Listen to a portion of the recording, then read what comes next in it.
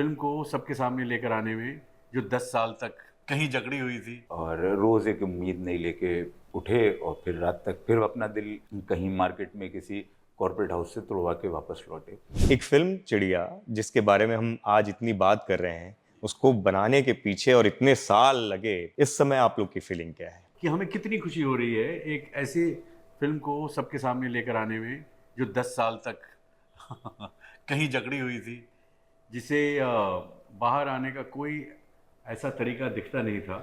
और मेरा ये मानना है कि सारी संघर्ष, सारी जो जुगत जो हो चुकी वो बाहर नहीं आई, वो सब एक तरफ है। And the very fact that it is eventually coming out and releasing, it's the happiest thing that could have happened to any of us, and most importantly to the film itself.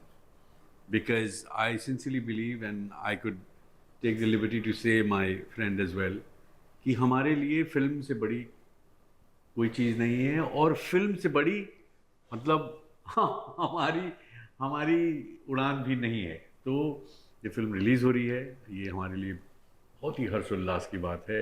It's a huge thing for us, it's a big thing for us. हम almost उम्मीदें छोड़ चुके थे, लेकिन 10 साल की जद्दोजहद के बाद भी ये फिल्म रिलीज़ होने के कगार पे आई है। उससे ये बात तो साबित होती है कि अगर आपने शिद्दत से, ईमानदारी से, मोहब्बत से एक फ़िल्म बनाई है जिसमें कुछ बात है अगर, तो एक न एक दिन लोग उसको बहुतायत मात्रा में ज़रूर देखेंगे।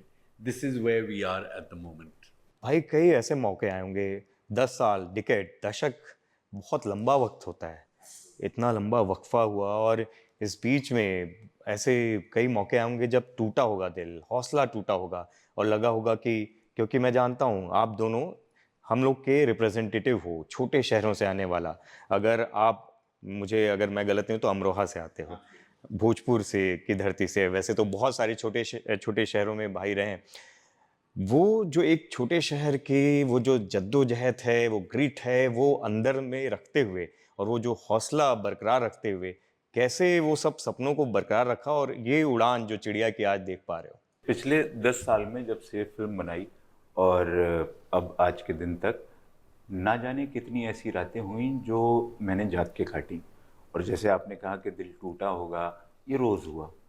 और रोज़ एक उम्मीद नहीं लेके उठे और फिर रात तक फिर अपना दिल कहीं मार्केट में किसी कॉर्पोरेट हाउस से तुड़वा के वापस लौटे। और ऐसा बहुत बार हुआ। लेकिन क्योंकि और जैसा आपने कहा कि छोटे शहर से आए, तो छोटे शहर से आने के बाद सिर्फ स्ट्रगल ये नहीं होता कि फ़िल्म बनानी है। हमारा स्ट्रगल इससे थोड़ा सा पहले से शुरू होता है। वो स्ट्रगल ये होता है कि हमें एक छत चाहिए, वो स्ट्रगल ये होता है कि एक बिस्तर भी चाहिए, वो स्ट्रगल ये होता है कि हमें खाना भी चाहिए। और जब ये 3 चीज़ें हमें मिल जाती हैं, फिर उसके बाद हम फिल्म बनाना या काम करना या उसके लिए निकलते हैं। अब जब फिल्म बनाने के लिए निकले और फिल्म बनाई, सब कुछ हुआ, सब लोग साथ आए, सब बना हमारा और हमें लगा कि हमने एक ठीक फिल्म बनाई है। लेकिन फिर उसको हम रिलीज़ नहीं कर पाए। और रिलीज़ ना कर पाने के बहुत सारे रीज़न रहे। बहुत, आप जानते हैं कि ये बहुत डिफ़िकल्ट है इंडस्ट्री में एक इंडी फिल्म को, जो कि बाकी एकदम रन ऑफ अ मिल नहीं है, या थोड़ा अपनी कोई बात कहने की कोशिश की है जिसमें, तो वो थोड़ा मुश्किल तो था। लेकिन अब क्योंकि इस मुकाम पे हम आ गए कि आज आपके साथ बैठे हैं, तो इस साथ बैठने का जो ये मौका है, ये हमारे लिए बहुत खुशी का है। उससे बड़ी इस वक्त कोई बात नहीं है। मैं सारे पुराने गम अपने भुला चुका हूँ, सारे पुराने पीड़ा, दर्द, दुख सब मिट चुके हैं। अब इस वक्त आपके साथ बात करने का जो मुझे मज़ा आ रहा है कि मैं यहाँ पे दैनिक भास्कर में बैठा हुआ अपनी फ़िल्म के बारे में जनता तक पहुँचने की कोशिश कर रहा हूँ, जिसमें आप मुझे सपोर्ट कर रहे हैं। और इससे बेटर मुझे नहीं लगता कि मैंने कभी भी अपने कोई भी दिन की तवक्को की थी, कोई एक्सपेक्टेशन थी मुझे इससे बेटर।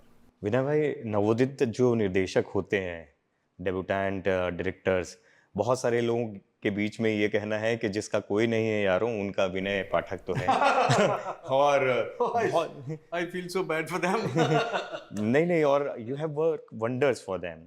बहुत सारे, चाहे वो सागर बेल्लारी की बात करें या जितने भी, मतलब मुझे नाम गिनाने की ज़रूरत नहीं है। इवन स्टोरी ओरिएंटेड जो फिल्म्स हैं जिसमें स्क्रिप्ट में दम होता है, उनके लिए आप सुपरस्टार हो, ये तो कहा जा सकता है। और वो बैक करते हो आप, ये बहुत बड़ी बात है। इस स्टोरी में और इस शख्सियत में आपको ऐसा क्या लगा था कि उसके साथ में आप हो चले, और 10 साल, क्योंकि 10 साल में फिर मैं बोलूँगा कि बहुत सारी चीज़ें इवन सिनेमा में, हमारे समाज में बदली हैं। उसके बाद भी इसमें वो शिद्दत से वो ट्रस्ट रखना, वो कैसे रखा? जी तिवारी जी, सबसे अहम बात यहाँ पे तो ये है कि आपने जो पहला भाग था आपके प्रश्न का कि वो नवोदित जितने सपने देखने वाले हैं मैं उनका, तो वो एक्चुअली दुधारी तलवार है। वो मेरे लिए भी, मैं मेरे मेरे करियर में, मेरे जीवन में, मेरे काम में जितनी फिल्मों को मैं बघार सकता हूँ या दावे के साथ उनका नाम ले सकता हूँ, उसमें से 90% से ज़्यादा फिल्में वो हैं जो फर्स्ट टाइम फिल्म मेकर्स ने बनाई। तो अगर आप कहें कि उनको फ़ायदा होता है, मुझे लगता है उनसे चौगुना फ़ायदा मुझे होता है, क्योंकि उनके पहले सपने में एक तो जुड़ने का मौका मिलता है मुझे, दूसरा ये कि उनके साथ सपने देखने का मौका मिलता है। नहीं, इसमें टोकूंगा, इसके लिए मादा चाहिए, साहस चाहिए। इंडस्ट्री जो है वो बड़ी कॉम्प्लेक्स और बहुत सक्सेस ओरिएंटेड है। एक अगर सितारा कोई होता है, उसकी एक कोई चीज़ चल जाती है तो वो सोचता है इस अनदर लेवल पे लेकर जाएं। वो अगर किसी डायरेक्टर, फला लेवल के डायरेक्टर से काम करता है तो आपको मालूम है कि उसके ऊपर लेवल पे जाना चाहता है, लेकिन आप बैक टू ज़ीरो वहाँ से फिर से शुरू करते हो। ये अपने आप में बड़ी बात है, और ऐसे लोगों के साथ में वो दाँव खेलना, जिनके लिए पूरी दुनिया, हर कोई जिनको सहारा नहीं दे रहा है। जैसे भाई के साथ हुआ कि बड़े-बड़े प्रोडक्शन हाउस के पास गए होंगे, बहुत सारी चीज़ें की होंगी, और उसके बाद भी पता नहीं कि कितने मिन्नतों और कितनी मेहनत के बाद में आज हम ये देख रहे हैं और इस पे बात कर पा रहे हैं। तो उसके लिए मादा चाहिए और साहस चाहिए, और इसके लिए आपकी तारीफ़ कर रहा हूँ। नहीं नहीं, बहुत, मैं ये कह रहा हूँ, मैं बहुत आभारी हूँ कि आप इस बात को एक्नॉलेज कर रहे हैं, तारीफ कर रहे हैं, और मैं स्वीकार भी करता हूँ। लेकिन जो बात आपने कही, मैं वही कहना चाहता हूँ कि निर्भर करता है भाई कि आप, सफलता की परिभाषा आपके लिए क्या है ना। मैं 25-30 साल हो गए भाई, मुझे 3 दशक हो गए, मेरे लिए सफलता यही है कि मैं एक्टर हूँ जो बोला कि भाई तुम बड़े होकर क्या बनना चाहते हो, कि मैं तो डॉक्टर बनना चाहता हूँ, और पापा मैं पायलट भी बनना चाहता हूँ। बताइए, वो पायलट जो डॉक्टर भी है, उसके लिए तो सपना पूरा हो गया उसका। तो मेरा सपना तो पूरा हो चुका है कि मैं एक्टर बनना चाहता था, जब मैंने फैसला किया तो मैं बन गया एक्टर।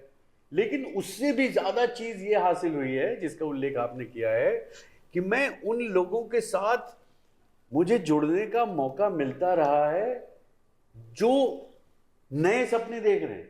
आप सोचिए ना, नए नए नए नए सपने देखने वालों के साथ मुझे जुड़ने का मौका मिल रहा है।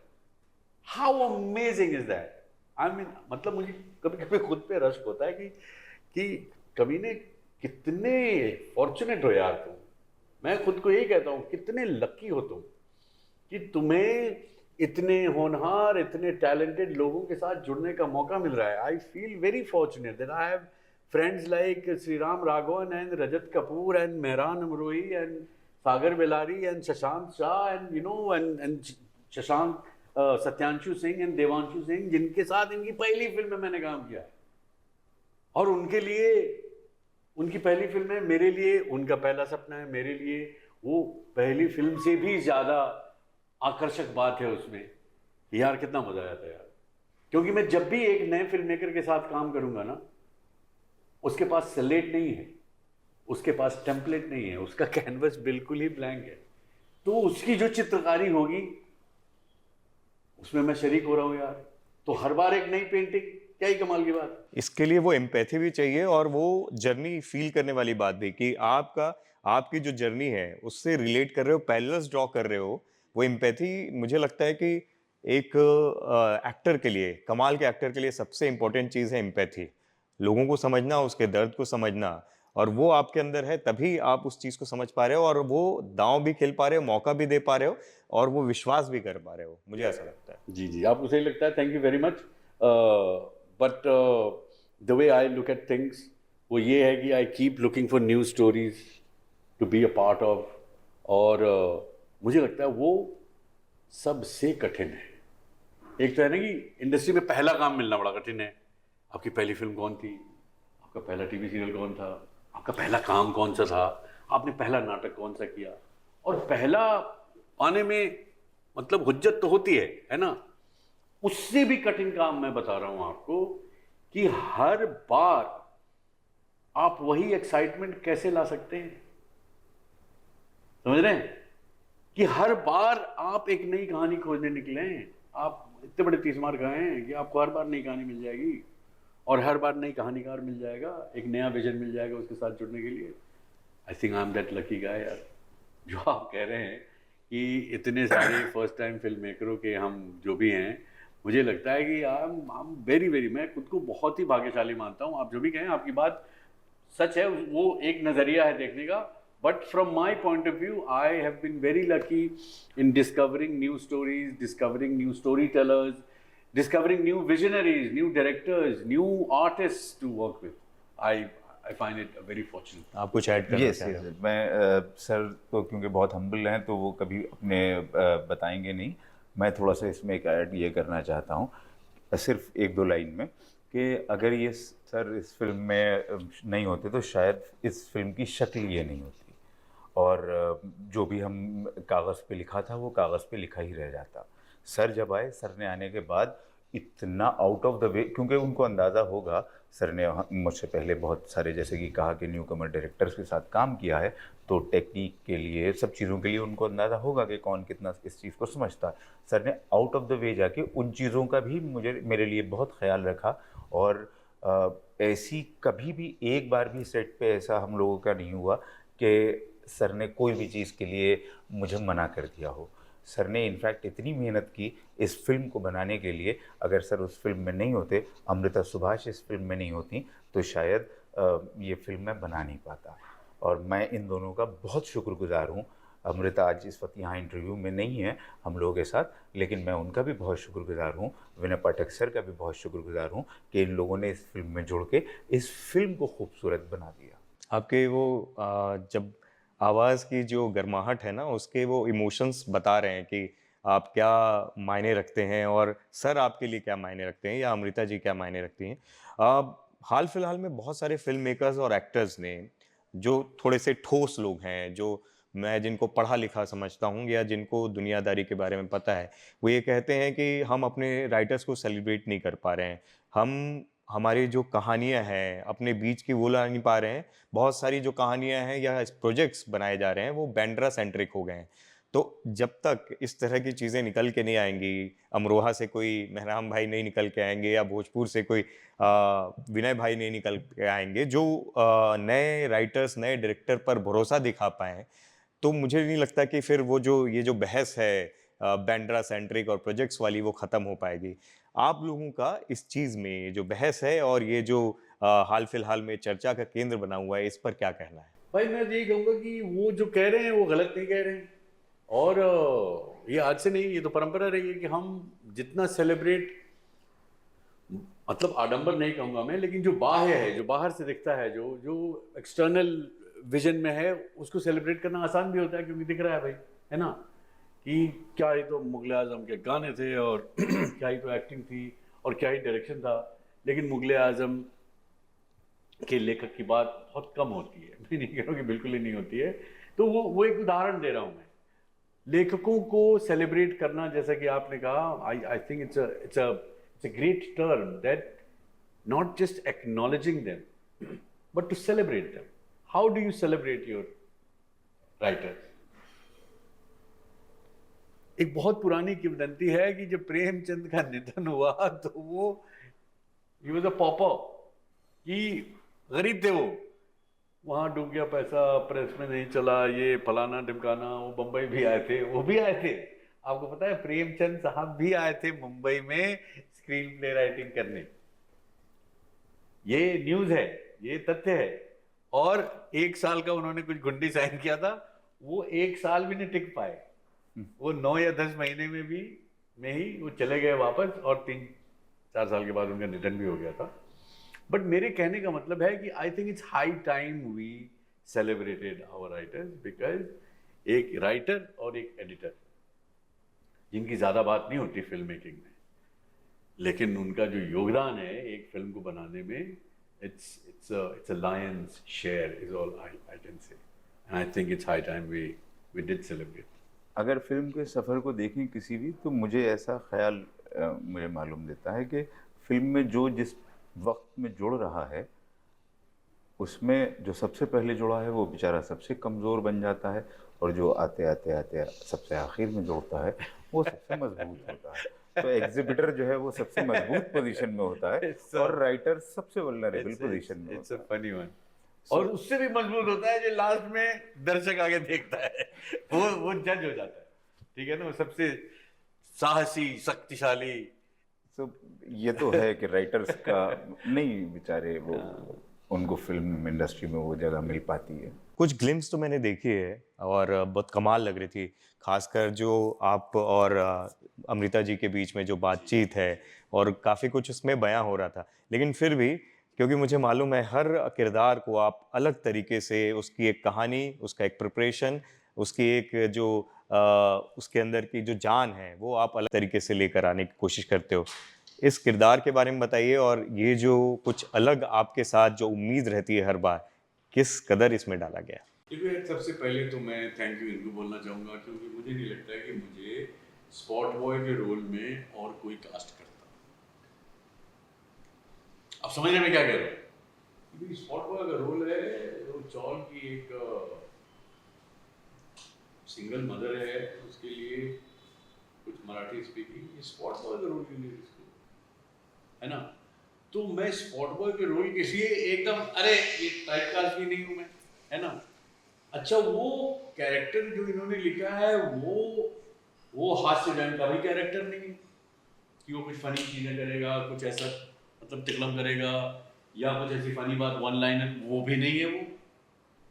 समझ रहे हैं आप? तो अगर मेरे लिहाज से देखा जाए, मेरे लिहाज से भी छोड़ दीजिए, जो काम मैंने किया है, जो छवि मेरी बना के रखी है, उसके लिहाज से देखा जाए तो ये तो नहीं, ये तो रॉन्ग कास्टिंग होगी, ठीक है? अव्वल ये। दूसरा, जब ये लेकर आया तो मैं तो उछल पड़ा, मैंने कहा यार ये तो कोई और न देगा मुझे, है ना? मैंने कहा ठीक है। और आधी से ज़्यादा मेहनत एक एक्टर को मिल जाती है उसके स्क्रिप्ट से, और दूसरी मेहनत इन्होंने की है। मुझे याद है इनका एक डिटेलिंग था कि आपकी मूछें जो हैं वो बुशी होनी चाहिए। मैंने ठीक है यार, मुझे बड़ा कौन सी बात है, नहीं, जैसे कहते हैं मूछ यहाँ निकल के आपके फोटो में फंसनी चाहिए। मैंने कौन सा स्पॉट हुआ देख लिया भैया आपने, मतलब होगा, इनका डायरेक्टर्स के होते हैं अलग तुर्रे होते हैं कि एक बार जो चीज़ चाहिए वही चाहिए।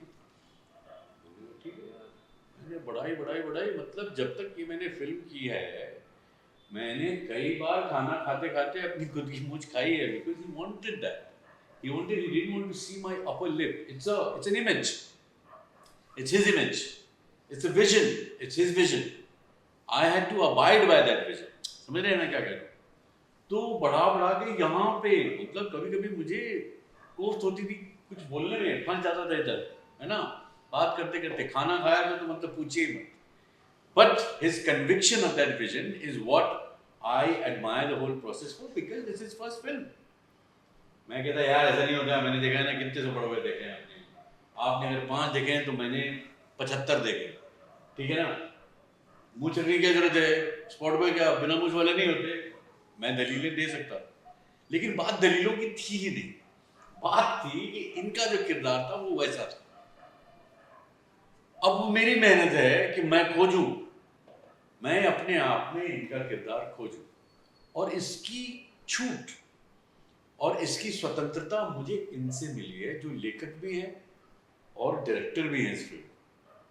तो दैट्स अनदर आंसर टू कि मैं फर्स्ट टाइम डायरेक्टर के साथ ही क्यों यहाँ पे। अब ये भी अगर हो सकता है कोई एस्टैब्लिश डायरेक्टर होता, कहता कि छोड़ो ना यार, मतलब टाइम नहीं है, और ये कोई मेन हीरो थोड़ी है इस पिक्चर का।